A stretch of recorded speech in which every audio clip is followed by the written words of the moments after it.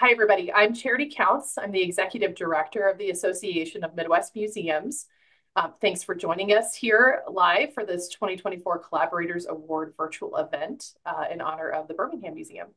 But before we begin the program, I want to invite my co-host for the evening, Brenda Rainey, to offer a land acknowledgement. Thank you, Charity, and thank you everyone for being here. My name is Brenda Rainey from the Minnesota Historical Society, and I just wanted to say in this era of virtual meetings, when digital spaces are substituting our physical sense of place, it is important to redirect our attention to the land we each occupy in this moment and honor the Indigenous people who have called it home. Because I am located in St. Paul, Minnesota, I invite you to join me in acknowledging the Dakota and Ojibwe tribes, their elders, both past and present, as well as future generations. Thank you.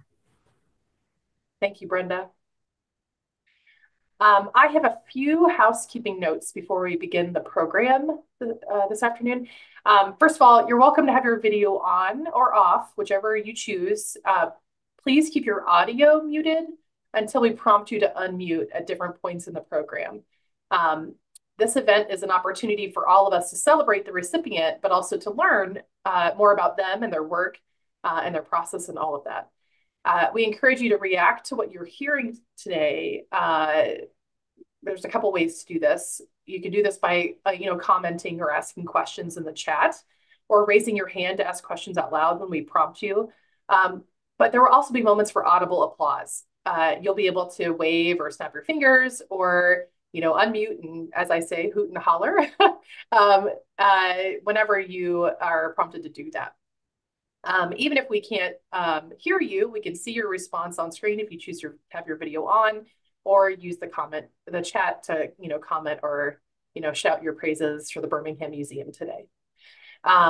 For those of you getting to know AMM for the first time, I'd like to provide a little bit of background on our organization. We were founded in 1927, which makes us one of the very first museum associations in the United States. We serve an 8-state region, Michigan among them. And our community includes traditional museums and historic sites, as well as art and cultural centers, science centers, zoos, libraries, children's museums, you name it. If it falls in that umbrella museum, they're part of our network.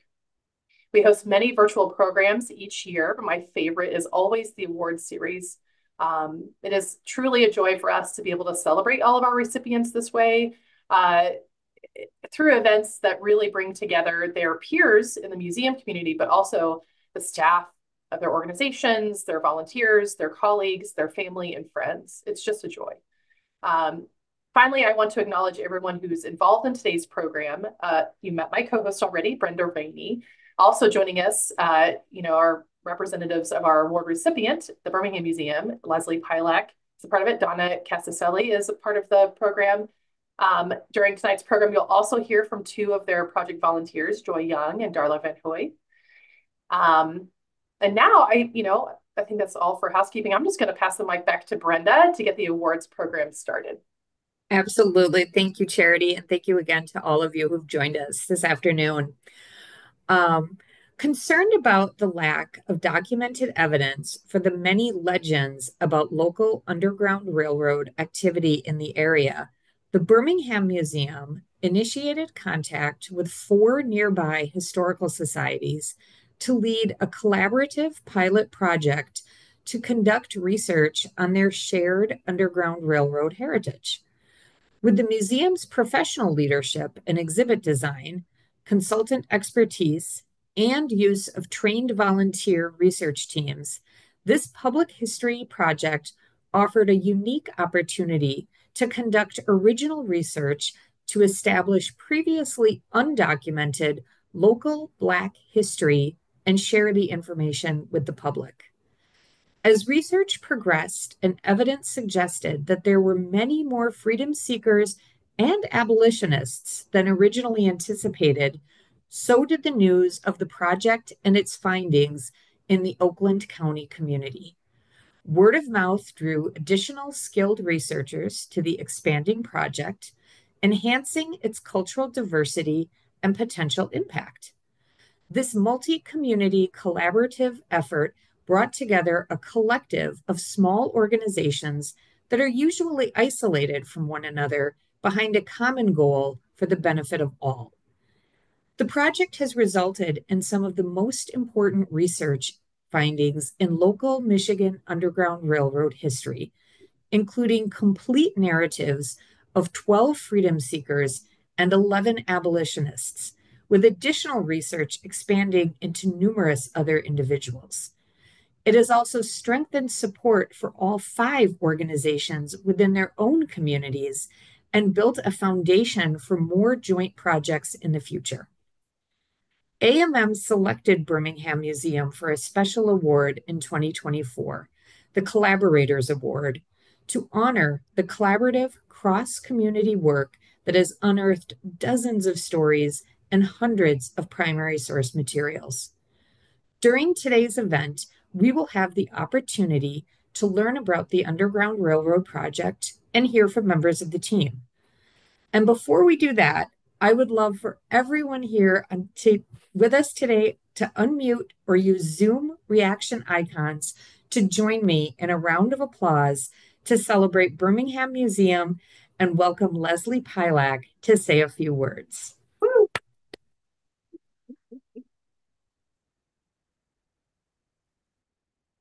Well, thanks everybody. So I have to show, let's see if this will pick up. Yeah, there it is. So this is the award. It's fabulous. We love it.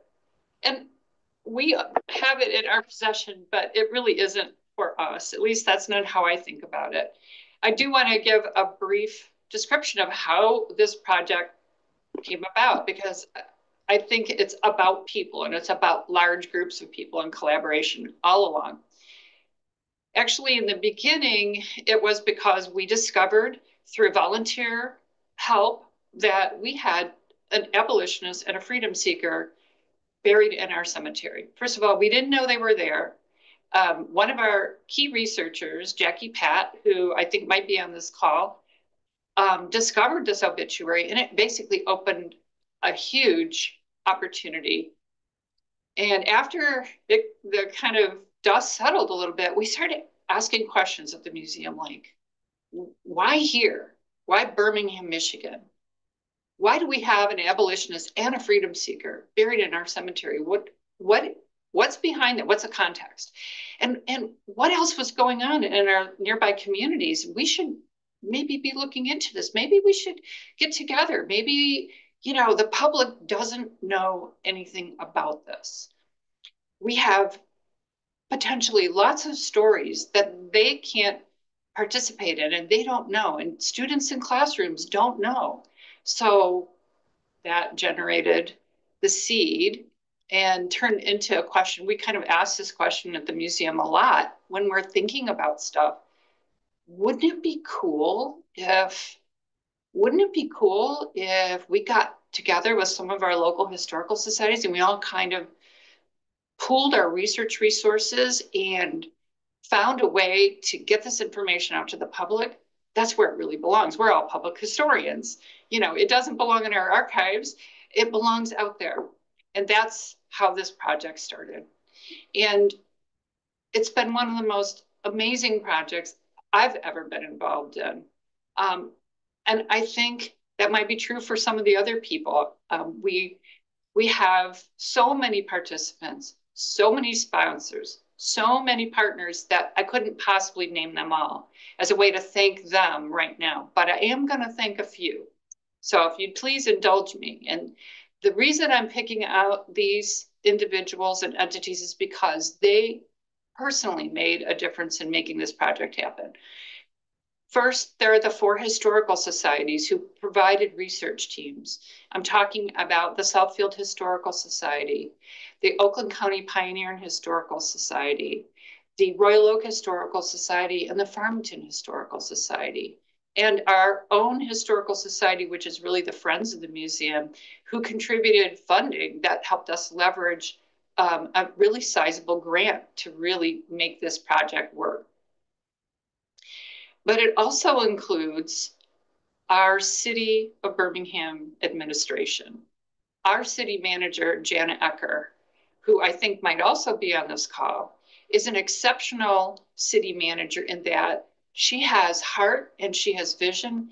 And from the beginning, she saw this project as something really worthwhile, that really the city and the city commission would be interested in backing and supporting through sharing resources and promotion and all of the other ways. And over a 2-year period so far, she has never faltered in her promotion and excitement about what we're doing. And so I have to thank her and the City Commission. And I also want to make sure and thank the Michigan Humanities, and they're an affiliate of the National Endowment for the Humanities, and they have authorized funding to support this project not once, but twice. And they are just as enthusiastic as everyone else is about it. They can't wait to see what we come up with. They're excited for the fact that we're creating a real public benefit in the humanities of this research. And it's all happening because everyone is working together and collaborating. So I think before I turn it back over to Brenda, I just want to say, like, wouldn't it be cool if there were more collaborations like this one? You know, wouldn't it be cool if AMM gave out a Collaborators Award every year? And with that, I'll turn it over to Charity.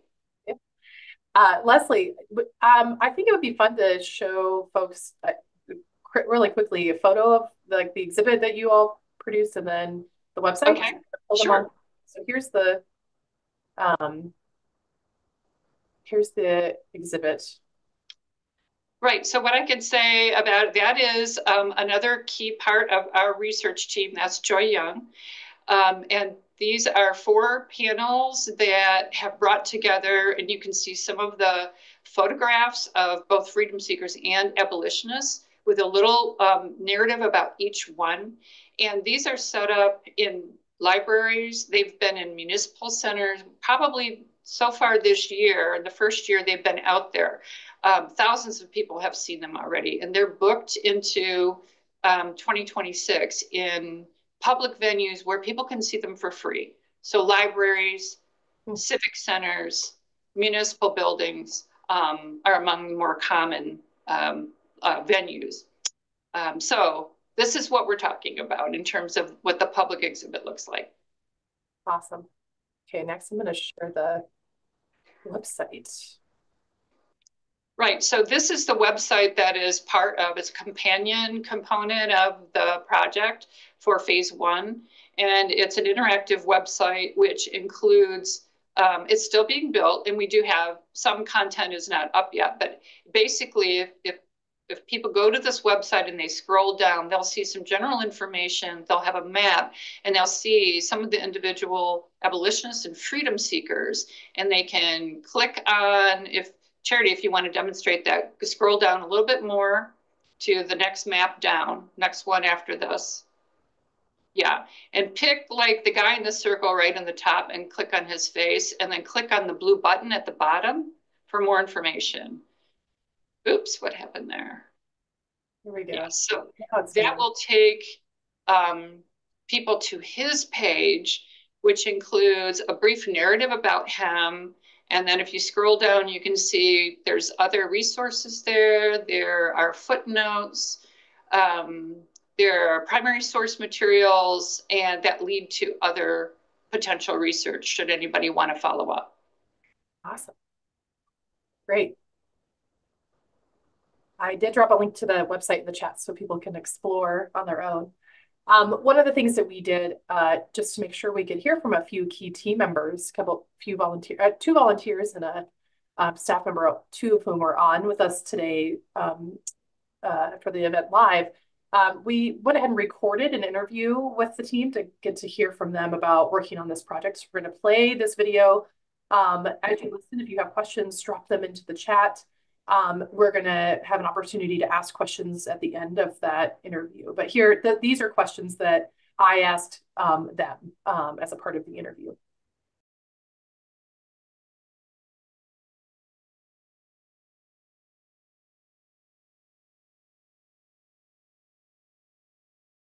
Hello, my name is Joy Young, and I am a volunteer at the Birmingham Museum, and my role has been as cultural consultant and genealogist. My name is Darla Van Hoy. I'm president of the Southfield Historical Society, and my role was having my group of researchers gather information and then disseminating it to Leslie and her record keeping.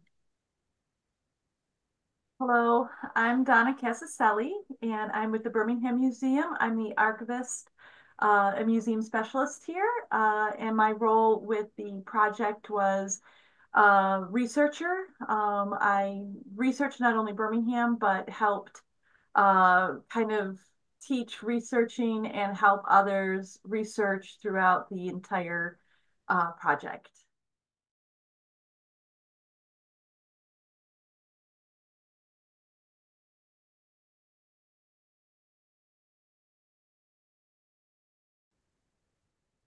For me, this has been such an eye-opening experience. Learning about the freedom seekers and the abolitionists in Oakland County, and I'm a lifelong Oakland County resident. And when I discovered this project and all of the wonderful research that's been done here by the staff, I was blown away. And so to be able to work on it myself and to learn more and to share with the community, it's really been a wonderful part of this period in my life. I had no idea what was being unearthed here, and being able to collaborate with the other nearby cities and work together as a team. It's really been a very, very rewarding experience for me. Just learning about people in the community who were seeking to become free from slavery, and then they also, some of them settled back here to live and raise their families, has been just awesome. And then to see the neighborhoods where the abolitionists lived, they were there where I lived. I've walked those same grounds. And so it's just been really exciting, and I can't wait to learn more. The Southfield Historical Society had learned in about 2011 from Rochelle Donqua that the Covenanters Church was a station on the Underground Railroad. She had given some talks, and we did a presentation in our library as well as an exhibit in the museum. Well, we had no idea that it was so far-reaching. We were aware of Farmington as a community, but really had no idea that Southfield was so rich with freedom seekers, especially with the 1860 census, where we had found several freedom seekers living with abolitionists in our community. So I think it was the fact that we had all this information, but it hadn't gone any further than our community. So the impact of the project really was collaborating with everyone, learning new research tools, because I'm a retired French teacher. I'm not a researcher by trade. And everyone's in the museum, and all of the other characters in the whole project and the other communities have been really, really helpful. Getting involved in this project personally started with the finding of George Taylor and Elijah Fish in Birmingham, a freedom seeker and an abolitionist.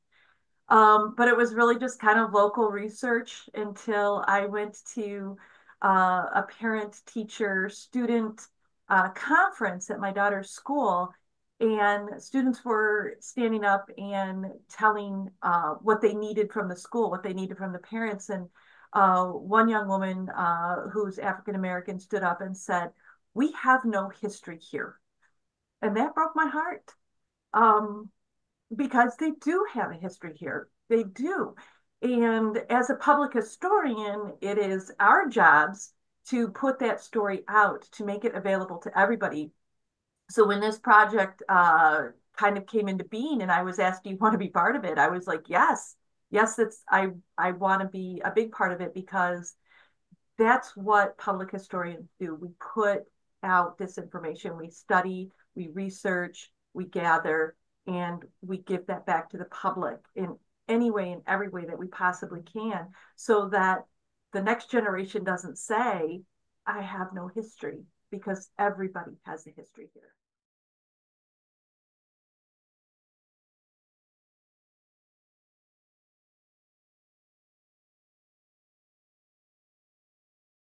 This entire experience for me has been an aha moment. It started in 2023. I had just retired and I was looking for something fun to do. And there was a tour of the Birmingham Museum, which, like I said, I'm a lifelong Oakland County resident, and I had passed by this museum numerous times and had never stopped in. So this particular field trip was here at the museum, and Donna was here, Leslie was here, and they were conducting the tour with a group.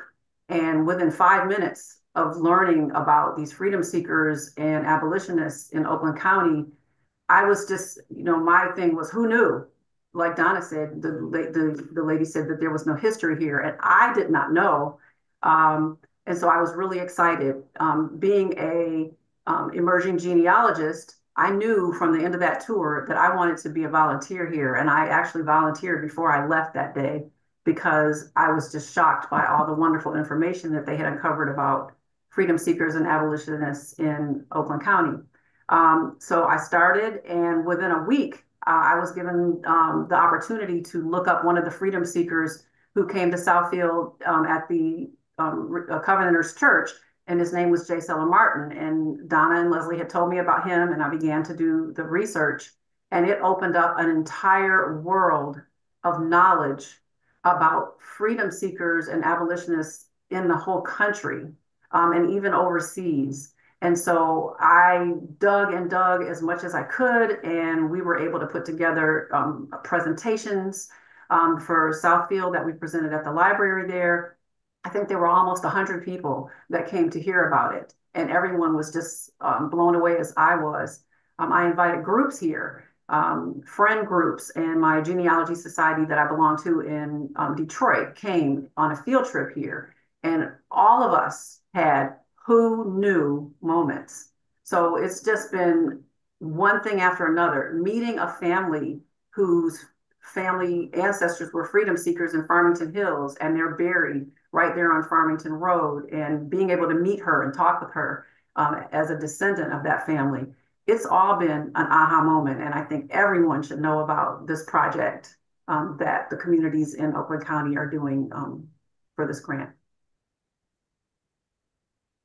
I agree with Joy. Our history with this project really goes back to 2011, when we first discovered that the church, founded in 1834 by Scottish-Irish immigrants, and a great-grandfather of Mary Thompson, who had written about the church, we discovered this church is just north of our library on Evergreen Road. And I'm constantly talking to people about, well, we have a station on the Underground Railroad, and they're shocked. And that's part of the aha moment. It's also the fact that we discovered that so many in 1860 in that census, that so many of those individuals were living with farmers. And this booklet we put together for the Juneteenth presentation in 2021 talked about those freedom seekers. And at that time, we knew that George Taylor had moved to Birmingham and died there, but we didn't really know much more about him. And then I think another one with our initial exhibit, we discovered a letter from William Cooper Nell, who had written to William Lloyd Garrison in 1858, that his first appointment outside of Detroit was in Southfield, where we availed ourselves of the hearty cooperation of Reverend J.S.T. Milligan and his faithful band of Covenanters. That was an accidental discovery. And the fact that that was another proof of Milligan's involvement and his church's involvement, and then finding all of the census records with more both United Presbyterian and Covenanters Presbyterians. And then further, when we we just think that if Milligan had never written his letter and mentioned J. Stella Martin, then the story would have ended there. And I believe Leslie contacted me, and then she invited me to the project, and it's just been just one amazement after another. And we've been really sharing that information. And I'm so happy that even though we didn't collaborate early on and discover more, we were just a small organization. The fact that we were able to join this project and collaborate with so many wonderful individuals, and the project has grown. So my aha moment came pretty early on as well. I mean, it's all bit like every time you find something new, it's an aha moment. But it started when one of our volunteers, George Getchman, found an obituary in our newspapers. They're not really searchable, so we have a few volunteers that read the newspaper dating back, looking for obituaries to put in our archives. And he came across an obituary for George Taylor, that he was a freedom seeker and had died in Birmingham. And it gives a little account of his life. And that was a big aha moment, like, oh my goodness, we have a freedom seeker buried in our cemetery. And then another volunteer doing the same reading through found his actual interview where he was interviewed and he gives his story, even naming the place where he was enslaved. So we were able to track his enslavement all the way back to his original enslaver. And that was a huge aha moment. But the second one was when I was researching this, we came across some information on abolitionists in Birmingham, and we really didn't have any idea that we had abolitionists. But I wanted to find more. I wanted to dig more, and reading an old book, a footnote gave a clue to a newspaper in Canada. And lucky for me, the Canadian government had started to digitize their old newspapers. And it was within like a month of me finding this that I was able to go to the newly digitized Voice of the Fugitive by Henry Bibb, and found that Elijah Fish, our abolitionist, was part of the Underground Railroad, which was, oh my goodness, it was so exciting. And then following that, we were able to find the Refugee Home Society mentioned in the newspaper, which gave a list of all of these people from Royal Oak and Farmington and Birmingham and Pontiac and Rochester Hills and Troy and White Lake, and all of these names that we knew we didn't have concrete evidence, but now all of a sudden there it was. And it just broke everything wide open. It was amazing. And that led to, from it going from one single person in Birmingham to the entire Oakland County, and was very exciting to share that information with everybody. And so, yeah, I mean, like, I agree with Joy and Darla that aha moment happens every day with this project. But I would have to say that was my first aha, like, holy cow, I just found the gold mine. Mm-hmm.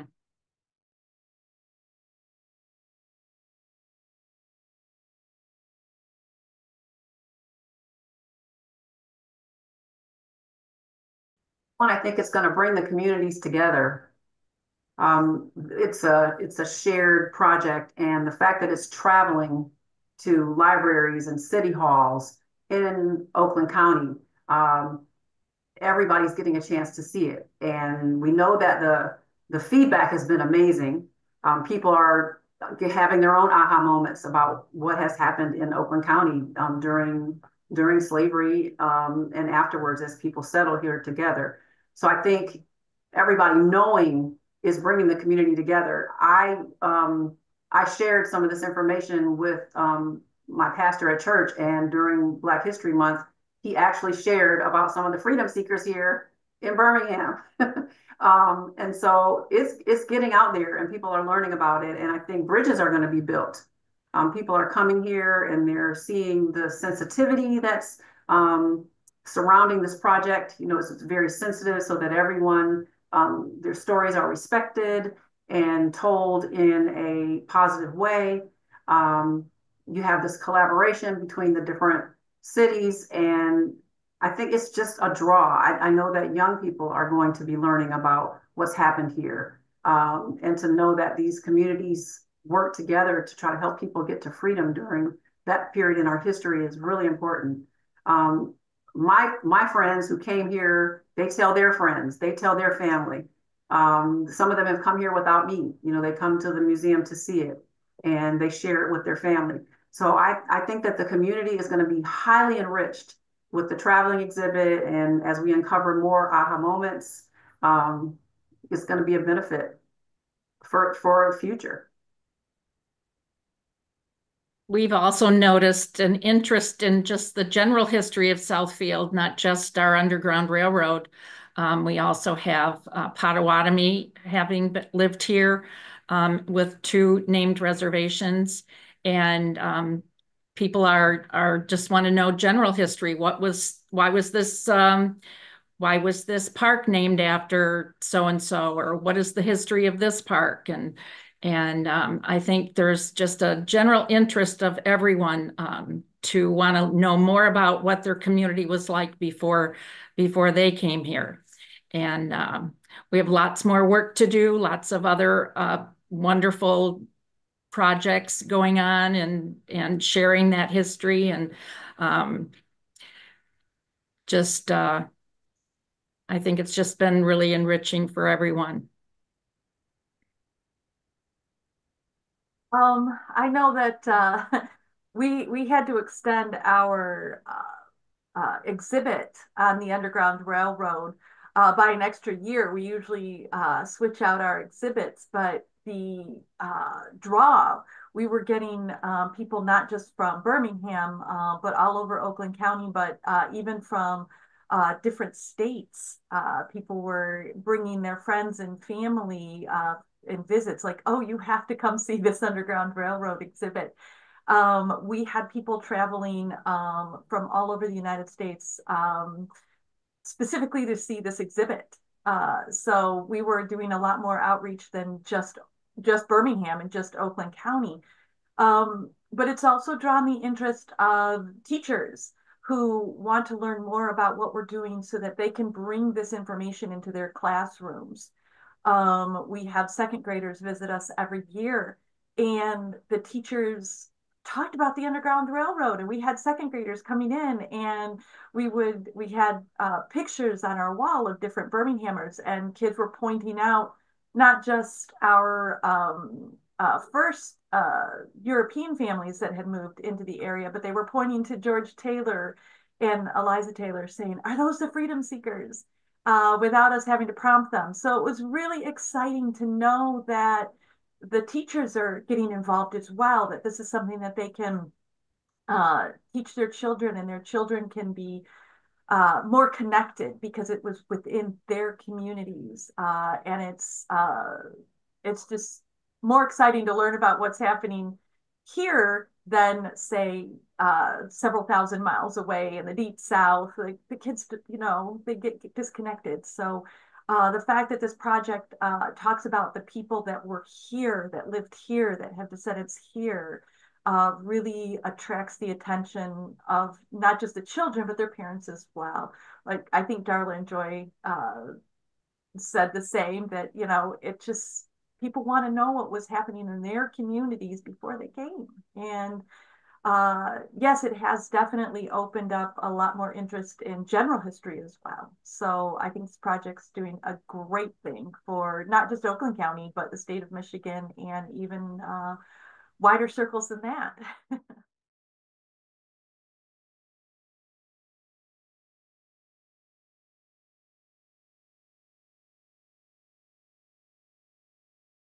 The museum, like I had said before, when I first came here and I came on a tour, Leslie and Donna were the tour guides. They were so welcoming, um, very, very sensitive to terminology and making sure that this subject can be somewhat sensitive.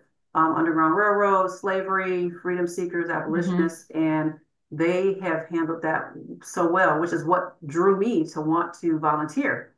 And now that I've been here and I see just how involved and engaged they are in each and every family, whether they're abolitionists or freedom seekers, they're engaged in presenting these families in the best light. Um, I'm, as a genealogist, learning about how the citations are done and making sure that everything is evidence-based and making sure that, you can find this information so that it's correct and true and can be trusted. That speaks to the leadership as well. Being inviting of people from everywhere to come and to see and to learn. Reaching out to the families and helping them. I know that one of the families of the freedom seekers, they wanted to find where their families were in the cemetery, and Leslie, in her leadership, helped them to find where their families were buried in the cemetery. So the leadership here and the collaboration with the other cities, I've gotten a chance to meet some from almost every one of the communities that we're collaborating with. And everybody has just been so engaged in doing things in the right order, so that it's done well and it's clear. And we get together and we edit and we review everything that's put out there so that it's done in a way that is respectful and draws other people to come. And I think this is really going to kick off with the exhibit traveling all around the different cities in Oakland County. Mm-hmm. Yes, I agree with that. I actually, I met some of the staff from the Birmingham Museum at a Historical Society of Michigan conference before COVID, and just meeting with them and how open and welcoming and encouraging they were at this luncheon where we sat together and compared notes and that sort of thing. It was well before Leslie had started this project, and even before Donna had discovered the George Taylor, the volunteers had discovered the George Taylor and obituary and so on. I think her leadership, Leslie's leadership and the museum's leadership is just exemplary. We needed some extra help on how to research. Our initial meeting in Pontiac was very hands-on, and everything was hands-on. A couple of my members joined Donna one day with Joy, and they gave us some helpful hints on how to research an ancestry using an asterisk. And we were just really thankful because we are volunteers. We're an entire volunteer society and don't have a lot of research background. We're doing it by the seat of our pants, if you will. And so everyone at the museum and have been extremely helpful. We've been really grateful for all of their assistance. Well, I work at the Birmingham Museum and I love it. I have been given pretty much free range when it comes to following these threads. So if we come across something or something is presented to us, Leslie's always given me the permission to follow my gut. Because sometimes you're like, well, I really don't think there's going to be much here, but there's other ones where like, I just know there's something here. I just know there's something here. Yes, you always have to follow the research, but sometimes you have to follow your gut feeling that there's more out there. It's just somewhere. Working under Leslie, I've been able to visit archives throughout Michigan, in Detroit, U of M. We're to work with all the different communities, traveling out to Waterford, traveling out to Rochester, fun little fun little field trips. But definitely having the trust of the leadership to that you're trusted to do what you know is best is wonderful. I think that really helps all of us when we know that we're trusted to keep doing what we're doing. Uh, we can really follow those gut hunches and find things that if we're given timeline, like you have to do it by this, or you're not going to find it because sometimes it just takes that extra hour. I'm going to work that one extra hour. I'm going to keep going, even if everybody says it's time to give up. I've always been encouraged to keep going. And I think that's one of the things because like with Elijah Fish, I should have given up months before I found his information, but I just had this feeling that he was part of the Underground Railroad, and Leslie gave me that that that run, and I found it. So without that kind of leadership is definitely keeping us on track to keep within the grant timeline, but also allowing us to do what we feel is necessary. And it's been a wonderful, wonderful trip with everybody, but especially Leslie, who has really given us the encouragement and the trust to do what we do best. So thank you.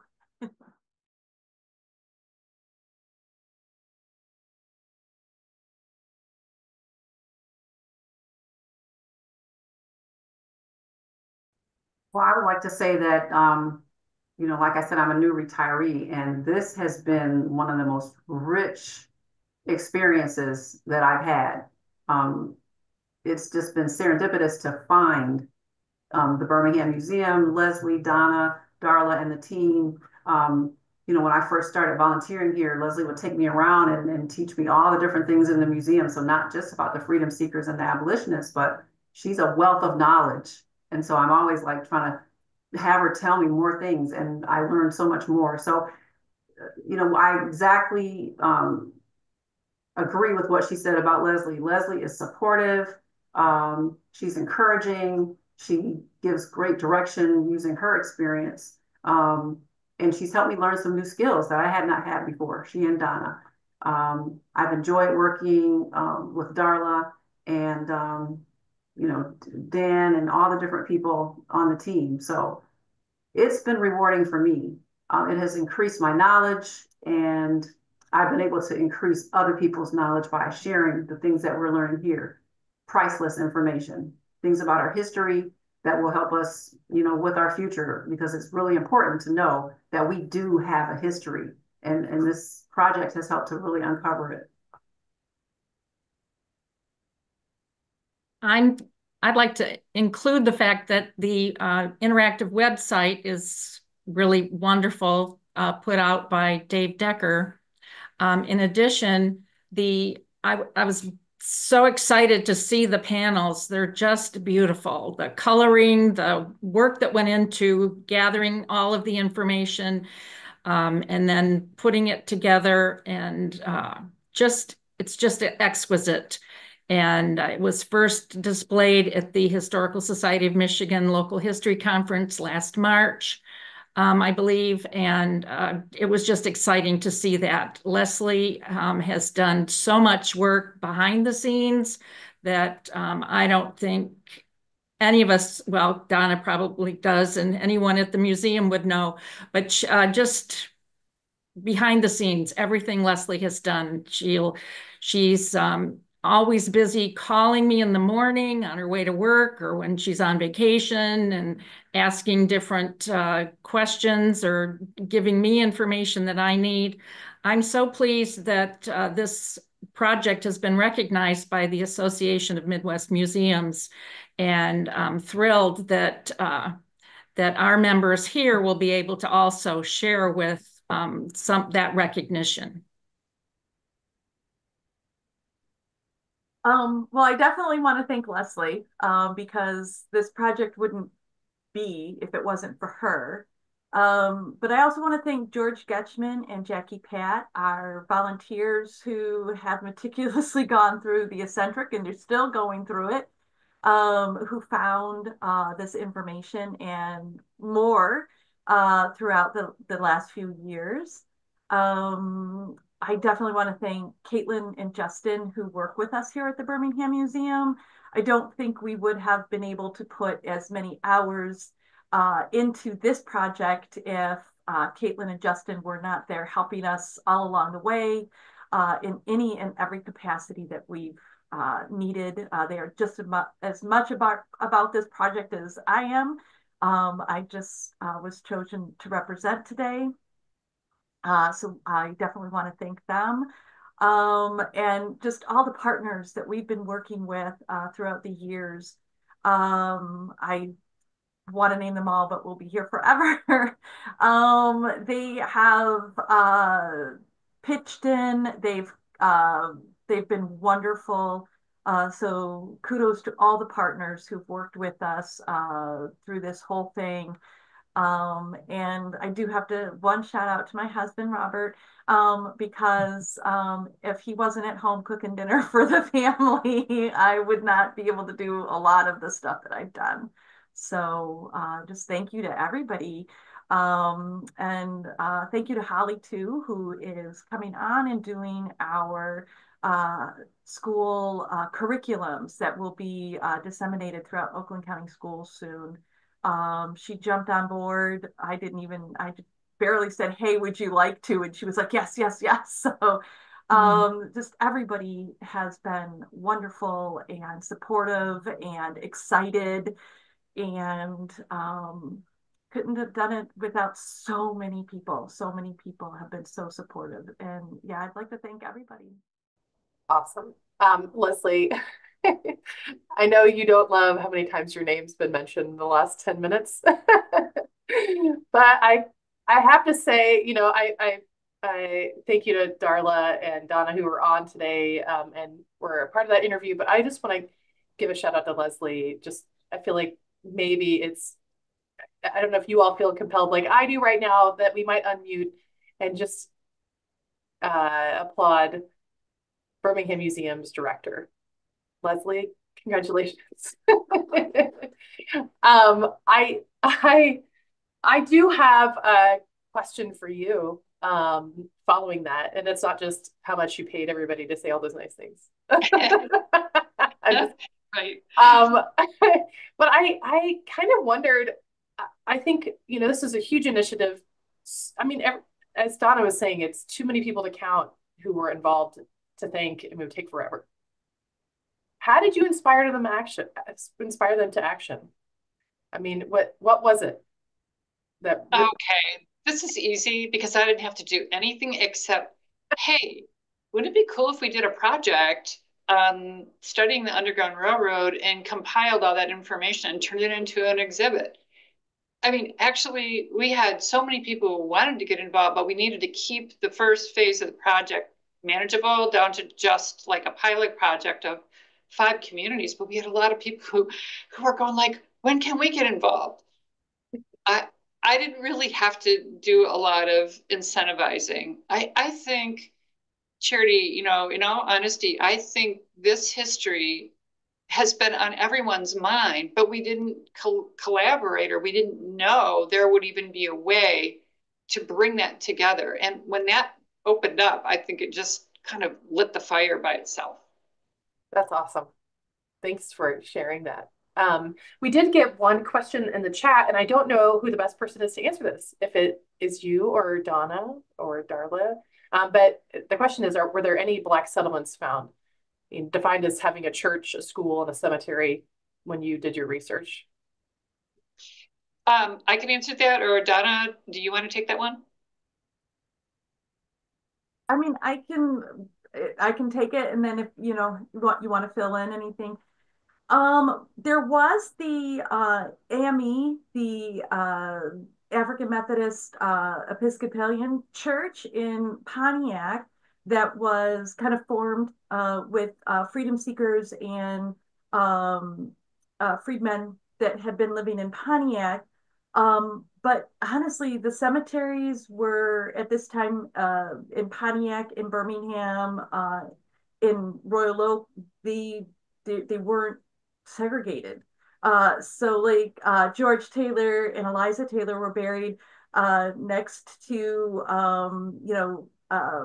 people, other Birminghamers, the Jacksons, the Harrises were buried kind of like intermix. There's no like one section of the cemetery, so there was no really segregation. The same with people were the Taylors bought the house on Stanley Street, right in the middle of Birmingham. It wasn't at that time period that we're looking at. There wasn't that type of segregation. You don't see that segregation until like the 1920s. It's been fascinating to see the records, like especially in Pontiac, where you had such a large population of African Americans at the time, that they're just kind of like interspersed in the cemetery. And there were streets that were predominantly Black, but there wasn't that segregation that we think of today. What I can add to that is that there were significant African-American settlements in Canada, which, if you know anything about the geography of this part of Michigan, that's south of us and just across the river in Detroit. And there were a number of settlements over there. And Donna at one point was talking about some of the findings on a group called the Refugee Home Society, which was an attempt to purchase land in Canada so that freedom seekers would be able to purchase it at very low rates and support themselves. So there's a whole history about Canada and the settlements there, and a number of them. I could just direct you, I'm sorry, this is a plug for our interactive website, but if you go to our website and you start looking through some of that information, you will see more about freedom seekers that went to Canada first and sometimes got married there or had children there and then came back to our area. Great. I imagine Faye has another question in the chat. I might have you, Donna, answer in the chat if you don't mind, just for time, but or to drop info in.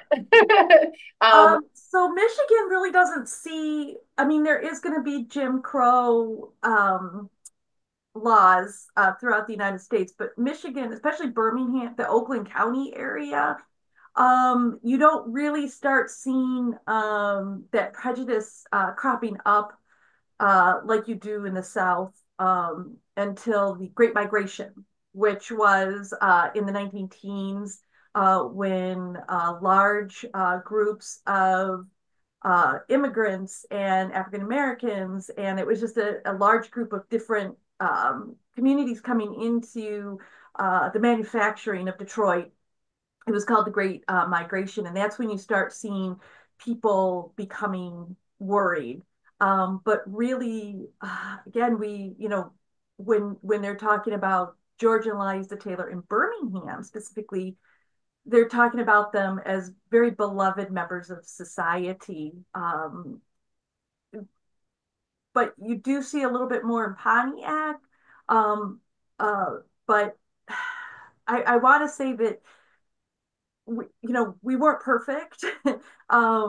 They were still using the term when they were talking about people at the time. They would use terms that just like, well, this person did this or this, and they would differentiate a person of color. But at the same time, they weren't kicking them out yet. Birmingham would have its own problems starting in the 1920s, but I think that's not the area that we're talking about right now. Yeah, and before we get off the subject, one of the interesting problems is that in written records, especially newspaper clippings and so forth, someone's name appears, but their race doesn't necessarily come with that. So we don't know. Sometimes we have trouble tracking people because we don't get that information. It's just part of, they know who they mean when they're writing about this. And so we have to do a lot of extra work sometimes to determine, is this somebody who is someone of color or not? Thanks to you both. Well, want us to begin wrapping up the event today. I did want to give you a chance to share, maybe what's next on the horizon for this initiative. I know it's not done. There's more to come. The exhibit's touring. So what's next, and maybe how are your partners currently engaged in those priorities or next steps? I'll try to summarize it quickly. So it was a big success. We had lots more people interested. We attracted some funding. We went back to the humanities, Michigan Humanities, and they said, yes, do it again and do more. And so we are now expanding to the entire county. We've included a lot more communities in our research area. We've already discovered, where are my numbers? We've already discovered 11 more abolitionists and 7 more freedom seekers. So we're going to update our traveling exhibit, which is now going to go from 4 panels to 6 to accommodate all this information. And some of the additional funds we've attracted through donations are going to allow us to purchase more than one set so they can travel to more places. In addition, we're doing lesson plans and a curriculum piece so that teachers have classroom ready materials they can drop right into their classrooms beginning early next year. And last thing we're doing is creating a student resource book, which will be available in print and electronically for free, that encompasses a lot of this information as a student resource guide. Awesome. Thanks, Leslie. Well, I have really enjoyed, I got to hear the interview previously and enjoyed it then, but it was fun to listen again. It's been great to learn about this project more. And you're right, we want to see more collaboration from museums. Thanks for leading the way. That's why you're here. That's why you're getting this award. It's wonderful. Let's all unmute again, use reaction icon tools, whatever you want to do, and celebrate Birmingham Museum and the Collaborators Award one more time before we wrap up. Congratulations, Leslie, Donna, Darla, and everybody. Brenda, any final comments before we wrap? Just kudos to everybody who is involved in this. It just strikes me that there is so much power in uncovering history and sharing stories that can lead to a greater understanding of the past and, more importantly, a positive impact on the future. So congratulations to all of you. Yes. Awesome. Thanks to everyone who joined us live today, and to everybody who listens to the recording later. Thanks for being here. We hope that you, got a little inspiration, learned a little something, and then get out and explore the website and this project and follow it as it continues on. Also hope to see a lot of you at our November 4th event honoring the next recipient, our Promising Leadership Award recipient. But if I don't see you then, have a great rest of your week, and we'll see you around. Thanks, everybody.